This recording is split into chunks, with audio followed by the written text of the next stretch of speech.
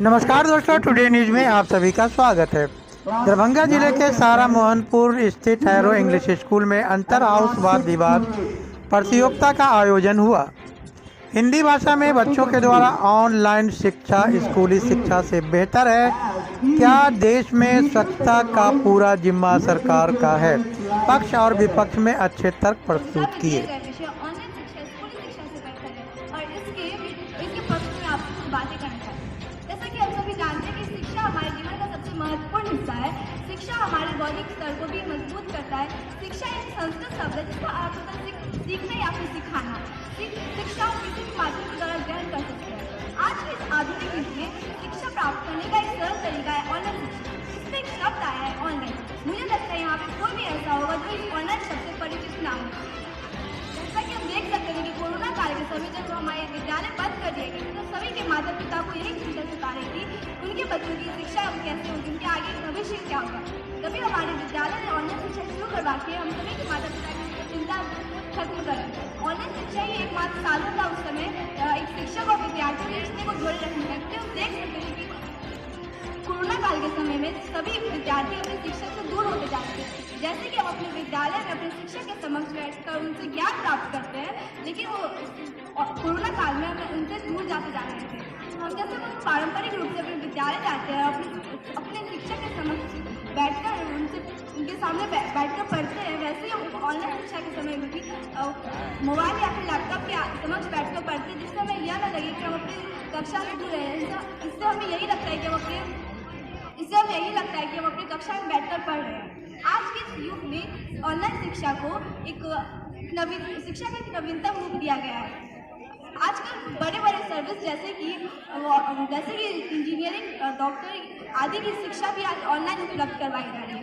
जैसा कि हम देख सकते हैं कि स्कूली शिक्षा के समय हमारी 6 से 7 घंटे की कक्षाएं होती थी, जिससे कि कई बच्चों पर कई तरह के तनाव हमें देखने को मिलते थे। ना वो ढंग से सो पाते थे, ना ही पढ़ पाते थे और उनके सुबह जल्दी उठने की भी चिंता रहती थी। लेकिन अगर वही हम ऑनलाइन शिक्षा की बात करें तो सिर्फ 3 से 4 घंटे की कक्षाएं होती थी, जिसमें बच्चों को अधिक से अधिक समय मिलता था घर पर बैठ के पढ़ने का और उससे उनका समय भी बचता था। एक और हम देख सकते हैं कि स्कूली शिक्षा में उसके संचालन से लेकर उसके स्थापित तक अनेक विद्यार्थियों को कई तरह के बहुत सारे मूल्य चुकाने पड़ते थे। लेकिन वही ऑनलाइन शिक्षा की बात करें तो उसकी संचालन और उसका स्थापित दोनों ही कर्तव्य है। अतः मैं आपसे यही कहना चाहती हूँ कि ऑनलाइन शिक्षा सर्वप्रथम है स्कूली शिक्षा से। सभी गुरुजन और मेरे प्यारे मित्रों, आप सभी को मेरा सुप्रभात। मेरा नाम है हेमा और मैं कक्षा 10वीं की एक छात्रा हूँ। आज मैं आप सभी के समक्ष स्कूली शिक्षा से बेहतर है ऑनलाइन शिक्षा इस विषय पर अपने विचारों को व्यक्त करना चाहती हूँ। अपनी चर्चा को शुरू करने से पहले मैं आप सभी को ये बताना चाहती हूँ कि शिक्षा आखिर है क्या। शिक्षा एक संस्कृत शब्द शिक्ष धातु में आप प्रत्यय लकड़ बना है, जिसका अर्थ है सीखना या फिर सिखाना। अर्थात शिक्षा वही है जिससे हम सीखते हैं और सिखाते हैं। शिक्षा वह नहीं जो आप किताबों से पढ़कर ज्ञान प्राप्त करते हैं, बल्कि शिक्षा है ज्ञान, सदाचार, उचित आचरण और विद्या, इन सभी को प्राप्त करने की प्रक्रिया ही शिक्षा कहलाती है। प्राचीन काल से लेकर आधुनिक काल में अगर किसी विषय की महत्वता जरा से भी नहीं घटी है, वह विषय है शिक्षा। लेकिन हाँ, शिक्षा प्राप्त करने की प्रक्रिया में जरूर अनेक सारे बदलाव आए हैं। इन्हीं बदलाव में एक शामिल है ऑनलाइन शिक्षा। ऑनलाइन शिक्षा आधुनिक युग के लिए एक वरदान माना जाता है। ऑनलाइन जैसे सबसे जाना माना उदाहरण है हमारा बीता हुआ कोरोना काल। उस कोरोना काल में सबसे ज्यादा प्रभाव हमारी स्कूली शिक्षा पे पड़ा था। लेकिन उस संकट काल के कोरोना काल में भी हमारी पढ़ाई चलती रही सिर्फ ऑनलाइन क्लासेस द्वारा। इसका श्रेय सिर्फ ऑनलाइन शिक्षा को ही दिया जाता है। दूसरा उदाहरण मान लीजिए, हमारी बोर्ड की परीक्षाएं निकट आ रही हैं। अब मानिए जिस बच्चे ने पूरे साल कुछ पढ़ाई न किया हो और हमारी बोर्ड की परीक्षाएं बहुत निकट आ गई हैं, तो क्या यह संभव है कि वह स्कूल आए और स्कूल के शिक्षक उसे तत्पर करवा सके 2 महीने में बोर्ड की परीक्षाओं के लिए? हरगिज नहीं। लेकिन अगर वह YouTube पर वीडियो जाके देखे तो उसे ऐसी हजारों वीडियो मिल जाएंगी जिनसे वह कम समय में अधिक से अधिक अंक प्राप्त कर सकता है। यही नहीं, हर शिक्षक के पास इतना समय नहीं होता कि वह हर बच्चे पर एक समय पर एक जैसा ध्यान दे सके, लेकिन हर बच्चे के पास उतना समय जरूर है कि वह एक समय पर एक जैसा शिक्षा ग्रहण ऑनलाइन जरूर प्राप्त कर सकता है। ऑनलाइन शिक्षा को बढ़ावा देने के लिए सरकार ने भी कई सारी योजनाएं बनाई हैं, जैसे कि पीएम ई विद्या, शिक्षा portal, one nation one platform जैसी कई सारी योजनाएं सरकार द्वारा बनाई गई है जो ऑनलाइन शिक्षा को बढ़ावा देती है। ऑनलाइन शिक्षा में बच्चे 24 घंटे और सप्ताह के 7 दिन अध्ययन कर सकते हैं। ऑनलाइन शिक्षा में बच्चे घर के अतिरिक्त और कहीं से भी पढ़ाई कर सकते हैं। ऑनलाइन शिक्षा में बच्चों को पढ़ाई में कम समय लगाना पड़ता है जितना उन्हें स्कूलों में आकर खर्च करना पड़ता है। की रोशनी वहाँ पहुँची शिक्षा की ऊंचाइयों की कहानी। विज्ञान के सागर में हम डूब सकते हैं, गहराइयों से ज्ञान को हम पा सकते हैं। समय की कमी दूर हो गई है, अब दूरी बाधा नहीं है, ऑनलाइन शिक्षा ने सब संभाला है। आदरणीय प्राचार्य महोदय, शिक्षकगण, निर्णायक मंडल तथा यहाँ उपस्थित सभी को मेरी तरफ से सादर नमस्कार। मैं ज्योति भारती आप सभी का अंतर हाउस वाद विवाद प्रतियोगिता में मगध हाउस की तरफ से स्वागत करती हूँ। आज मैं आप सभी के सामने ऑनलाइन शिक्षा स्कूली शिक्षा से बेहतर है इस विषय के पक्ष में अपना मत रखना चाहती हूँ। सर्वप्रथम मैं आप सभी को बताना चाहूँगी कि वर्ष 2023 की वैश्विक भुखमरी सूचकांक में भारत की रैंकिंग गत वर्ष 107वें स्थान से गिरकर इस वर्ष 111वें स्थान पर आ गई है। ये इस बात का प्रबल साक्ष्य है कि भारत जैसे विकासशील देश में जहाँ कईयों को 2 वक्त की रोटी नसीब नहीं होती, वे अपने बच्चों को इतने महंगे खर्च पर निजी शिक्षण संस्थानों में कहाँ से भेज पाएंगे। और एक आकलन के अनुसार भारत में लगभग 10 लाख सरकारी विद्यालय है, परंतु विडंबना ये है कि वहाँ शिक्षा का मूल उद्देश्य बच्चों को स्वावलंबी तथा क्रियात्मक बनाना नहीं रह गया है, वरन इसे एक व्यवसाय बना दिया गया है। अब मैं आपसे पूछती हूँ कि अगर इन विद्यालयों में बच्चों को गुणवत्तापूर्ण शिक्षा प्रदान की जाती तथा उन्हें साक्षर नहीं बल्कि शिक्षित बनाने की दिशा में काम की जाती, तो क्या आज लगभग 140 करोड़ की जनसंख्या वाले देश में बेरोजगारी की समस्या अपने चरम सीमा पर रहती? क्या आज हमारे देश के युवा पथभ्रमित होते? इसका जवाब मैं आप सभी पर छोड़ती हूँ। और ऐसे में ऑनलाइन शिक्षा जिसमें बुनियादी ढांचों की जरूरत कम पड़ती है, ये बच्चों के लिए वरदान स्वरूप है, क्योंकि यहाँ बच्चों को अपने रुझान, समय और अवस्था के अनुसार अध्ययन करने का अवसर मिलता है। निस्संदेह इसने देश भर में शिक्षा का स्तर सुधारने में एक महत्वपूर्ण भूमिका निभाई है।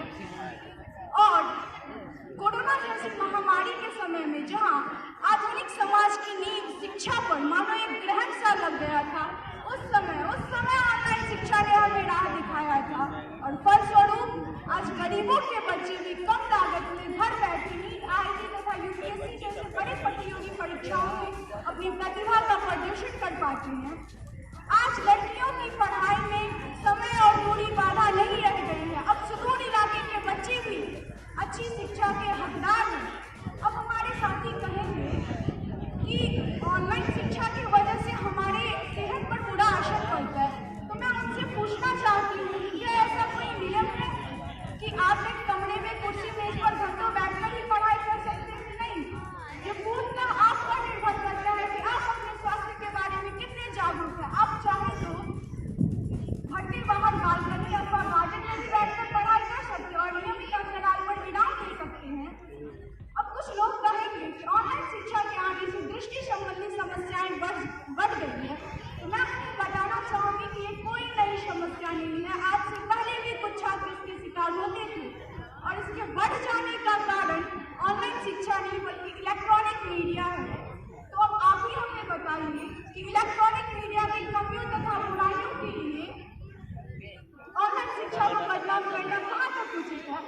ये तो दिव्यांग छात्रों के लिए संजीवनी है। और अगर कुछ लोग कहेंगे कि यहाँ बच्चों का सर्वांगीण विकास कुंठित होता है, तो मैं उन्हें बताना चाहती हूँ कि यहाँ व्यायाम, खेल, संगीत, नृत्य, व्यवहार कौशल से लेकर कोडिंग तथा प्रोग्रामिंग जैसे कौशल भी सिखाए जाते हैं जो आज के समय की मांग है। मैं कोमल कुमारी कक्षा 10 की छात्रा आज आप सबके समक्ष इस वाद विवाद प्रतियोगिता मैं अपने विचार रखने जा रही हूँ। सर्वप्रथम इस सभा में उपस्थित सम्मानित शिक्षकगण एवं प्रधानाचार्य महोदय को मेरा सादर प्रणाम। यह आज की इस वार्ता प्रतियोगिता का विषय है ऑनलाइन शिक्षा स्कूली शिक्षा से बेहतर, और मेरा मानना ये बिल्कुल सही है। जैसा कि हम सभी जानते हैं, शिक्षा हमारे जीवन का सबसे महत्वपूर्ण हिस्सा है और इसे प्राप्त करने का एक आसान तरीका है ऑनलाइन शिक्षा। ऑनलाइन शिक्षा को सरल भाषा में हम इंटरनेट आधारित शिक्षा कह सकते हैं। ऑनलाइन शिक्षा आधुनिक समय में एक वरदान की तरह, खासतौर पर इसकी लोकप्रियता कोरोना वायरस के दौरान बढ़ने लगी, जब सरकार ने समस्त स्कूलों एवं शिक्षण संस्थाओं को अनिश्चित काल के लिए बंद कर दिया। तब देश में सरकार ने ऑनलाइन शिक्षा को बढ़ावा देना शुरू किया। इसके फायदे में कुछ इस प्रकार है कि ऑनलाइन शिक्षा की बेहतर उपलब्धता। ऑनलाइन शिक्षा को आप बेहद आसानी से प्राप्त कर सकते हैं। क्यों? क्योंकि आप इसे अपने घर बैठे बैठे प्राप्त कर सकते हैं, जिससे ये विकलांगता जैसी बाधाओं से प्रभावित नहीं होती। हम सब जानते हैं कि विकलांग बच्चे के लिए स्कूल आके शिक्षा ग्रहण करना कितना कठिन कार्य होता है, पर वो अब शिक्षा ग्रहण कर सकते अपने घर पे बैठ के ऑनलाइन के माध्यम से। अब इसकी दूसरी खासियत ये है कि हम किसी भी वक्त शिक्षा ग्रहण कर सकते हैं। यदि हम रात के 11 बजे 10 बजे कुछ पढ़ना चाहते हैं तो हम ऑनलाइन के माध्यम से पढ़ सकते हैं, परंतु स्कूली शिक्षा में हमें एक निश्चित समय का इंतजार करना होता है कि कुछ हम पढ़ें। और इसकी तीसरी खासियत यह है कि ऑनलाइन शिक्षा में हम दुनिया के किसी भी कोने में बैठकर अपनी पढ़ाई कर सकते हैं, परंतु स्कूली शिक्षा में हमें निर्धारित समय पर स्कूल आना होता है। स्कूली शिक्षा ज़्यादा खर्चीला होता है। इसमें वस्त्र और एवं वाहनों का खर्च भी लगता है, जो कि ऑनलाइन शिक्षा में नहीं लगता है। स्कूल आने के लिए हमें एक उचित वर्दी की आवश्यकता होती है, परंतु ऑनलाइन शिक्षा में हमें किसी भी निर्धारित वस्त्र की आवश्यकता नहीं होती है। ऑनलाइन शिक्षा में हमें चलकर या किसी वाहन से अपने विद्यालय जाने की जरूरत नहीं है। इससे हमारा समय और खर्च दोनों बचता है। अर्थात ऑनलाइन शिक्षा की सहायता से हम पढ़ाई से पूर्व में होने वाले औपचारिकता के समय को बचा सकते हैं। ऑनलाइन शिक्षा को रिकॉर्ड कर सकते हैं, परंतु क्या हम स्कूली शिक्षा को रिकॉर्ड कर सकते हैं? बिल्कुल नहीं। यदि किसी दिन किसी कारण से हम स्कूल नहीं जा पाए तो हमारा वो अध्याय छूट जाता है, उससे बाद में हमें समझने में कठिनाइयाँ क्या चाहिए पड़ती। पर ऑनलाइन शिक्षा ये सुनिश्चित करती है कि छात्रों का क्लास में शामिल कोई भी अध्याय ना छूटे। वो अपने पाठ को रिकॉर्डेड वीडियो के सहारे वापस से देख सकते हैं। और दूसरी बात, ऑफलाइन शिक्षा सभी लोगों के लिए नहीं होती। यहाँ एक नियमित अपने विषय के पक्ष पर आप सभी के सामने अपने कुछ विचार व्यक्त करना चाहता हूँ। हमारा देश भारत अपने अतीत को बहुत पीछे छोड़ चुका है, पर आज भी जब भी हम अपने घरों में बाहर देखते हैं तो हमें हर जगह गंदगी ही गंदगी दिखाई देती है, चाहे वो नाले से गिरता पानी हो या लोग कचरे फेंक रहे हो रोड में।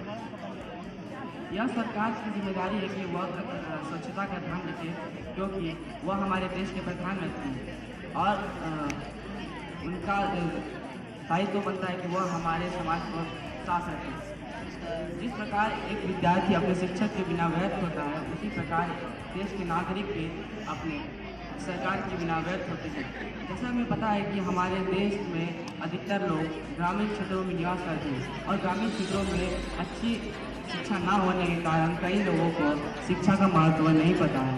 लेकिन शिक्षा सभी को प्राप्त कराना यह तो सरकार का ही दायित्व है ना। अब हम अन्य देशों में देखें तो वहाँ जैसे अमेरिका, यूरोप, वहाँ पर सफाई का ध्यान ना रखने के लिए दंड शुल्क लिया जाता है। परिणाम स्वरूप हमें वहाँ कहीं गंदगी देखने को नहीं मिलती। मेरा हार्दिक अभिनंदन। मैं अमीर अनवर कक्षा 8 का छात्र आप सभी के सामने आज की विषय क्या देश में स्वच्छता का पूरा जिम्मा सरकार का है कि पक्ष में अपने विचार प्रस्तुत करने जा रहा हूँ। मैं अपने भाषण को एक पंक्ति के द्वारा शुरू करना चाहूँगा जो इस प्रकार है। स्वच्छता के रास्ते में है कहीं मिट्टी का बीना, स्वच्छता के रास्ते में है कहीं मिट्टी का बीना, सरकार की मेहनत ही है, सरकार की मेहनत ही है। स्वच्छता के रास्ते में है कहीं मिट्टी का बीना, स्वच्छता के रास्ते में है कहीं मिट्टी का बीना, सरकार की मेहनत ही है देश निर्माण का सीना।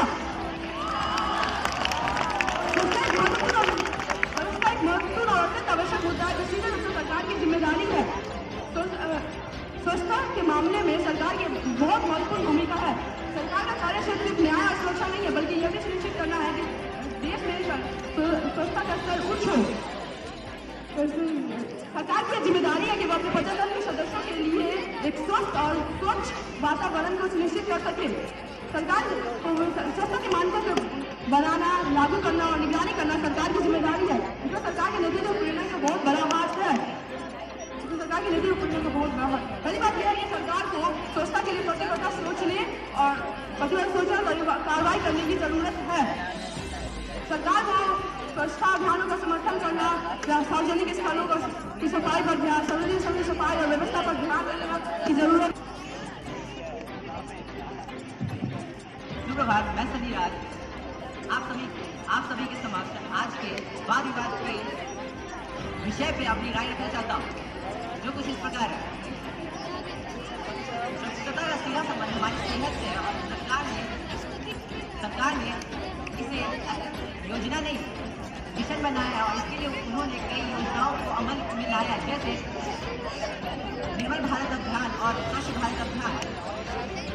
सरकार ने जगह जगह पर शौचालय और कूड़ेदान के निर्माण करवाए हैं, और लेकिन हमारे अशिक्षा के कारण खुले में शौच और कूड़े को यत्र तक फेंकना बंद नहीं करते।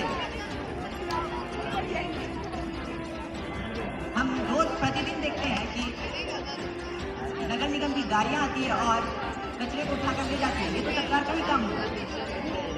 कुछ लोगों को स्वच्छता पसंद तो होती है, परंतु अपने घर की साफ सफाई करके इकट्ठे कचरे को या तो सड़क पे या इमारत के अहाते में डाल दिया करते हैं। परंतु यदि वे कचरे के डब्बों में डालें तो सरकार उसे प्रतिदिन सरकार के कर्मचारी उसे प्रतिदिन उठाकर ले जाएंगे। ऐसे में हमारी उपस्थिति कहेगी कि इसमें हमारी गलती तो हमारी है। आज मैं आप सभी को यह बताने की कोशिश की हूँ कि स्वच्छता हमारी सरकार की नहीं बल्कि हमारी जिम्मेदारी है। और ये जो स्वच्छता इसका क्या अर्थ है? इसका यह अर्थ है कि जो हमारे आसपास के माहौल को साफ बनाए रखना।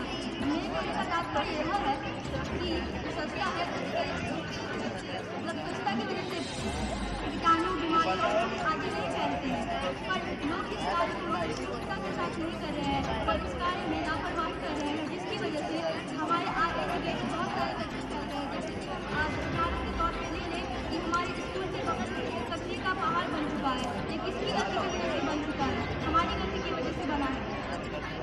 और मैं यह कहना चाहूँगा कि जो हमारी सरकार है उन्होंने बहुत सारे योगदान दिए हैं इस कार्य के लिए। जैसे मोदी जी ने हमें स्वच्छ भारत अभियान का योगदान दिया ताकि हम अपने कार्य में सफलता पा सकें, स्वच्छता के कार्य में सफलता पा सकें। बिल्कुल सहमत हूँ, क्योंकि स्वच्छता हमारी भी जिम्मेदारी है।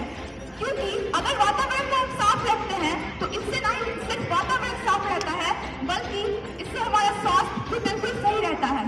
एक है कह देने से तो आशय स्पष्ट नहीं होगा, एक है तो कह देने से आशय स्पष्ट नहीं होगा, और चंद लोगों के चाहने से तो भारत स्वच्छ नहीं होगा। आजादी के 67 साल बाद भी देश की आधी आबादी लगभग खुले में शौच जाती है। इसकी भी जिम्मेदारी लोग सरकार पर ही थोपते हैं। क्यों? हर जिम्मेदारी सरकार की है और हमें तो सरकार को धन्यवाद कहना चाहिए, क्योंकि उनसे जितना सफल हुआ उन्होंने घर घर शौचालय बनाया, और जैसा कि सनी कुमार और आमिर अनवर ने कहा है कि सरकार नियम बनाते हैं। अरे भाई, उसे पालन कौन करेगा? आम जनता या सरकार? पालन तो उसे हमें करना चाहिए ना। और मैं आप सबसे ये पूछना चाहूंगी कि कचरा फेंकने वाला पढ़ा लिखा और कचरा उठाने वाला अनपढ़, तो भाई और बहनों, अगर आप कहीं पे कचरा फेंकते हैं तो बिना शर्मिंदगी के उसे वहां से उठाकर डस्टबिन में फेंक दे, कूड़ेदान में फेंक दे। तो इंसान हो तो इंसानों वाले काम कीजिए, और देश को स्वच्छ बनाने में योगदान दीजिए। और अंत में मैं आप सबके साथ शपथ लेती हूँ और आप सबको शपथ लीजिए कि एक दिन एक नया सवेरा लाएंगे, और बड़ी शिद्दत से अपने हिंदुस्तान को स्वच्छ हो सके। गुरुवार इसी के साथ सुनिए दिए गए विषय पर श्रुति के विचार।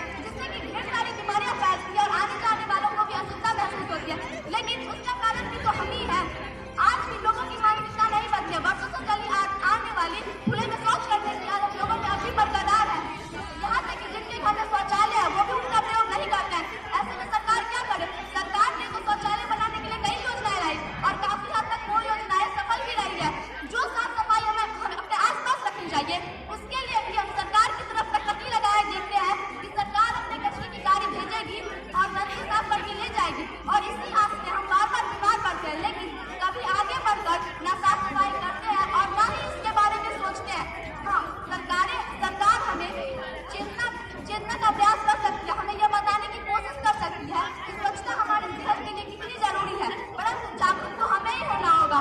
अतः अंत में मैं इस कथन से अपने शब्दों पर विराम देना चाहूंगी। अपना मानो देश को मानो घर परिवार, कैसे न हो फिर भला कचरे का निस्तार। कोशिश हो तो छोड़िए खैनी गुटखा पान, कोशिश हो तो छोड़िए खैनी गुटखा पान, फूंक कर ना करे गंदा हिंदुस्तान। धन्यवाद। मुझे वाद विवाद प्रतियोगिता में जज के रूप में बुलाया गया और आप सबों की वार्ता को सुनकर मुझे बहुत आह्लादित हुआ। वास्तव में हमारा छात्र वृंद अगर इसी तरह की बातों को प्रस्तुत करता रहे तो वास्तव में एक दिन वह देश का एक स्वस्थ और एक स्वच्छ नागरिक होकर के उभरेगा। मैं आप सबों को यही आशीर्वाद दूंगा कि इस तरह की प्रतियोगिताओं से हेजिटेट नहीं करना चाहिए, बल्कि इसमें हिम्मत। मैं चाहूंगा कि आप लोग फलते फूलते रहें ताकि मुझे यहाँ आकर आपको देखने का सौभाग्य प्राप्त हो। धन्यवाद।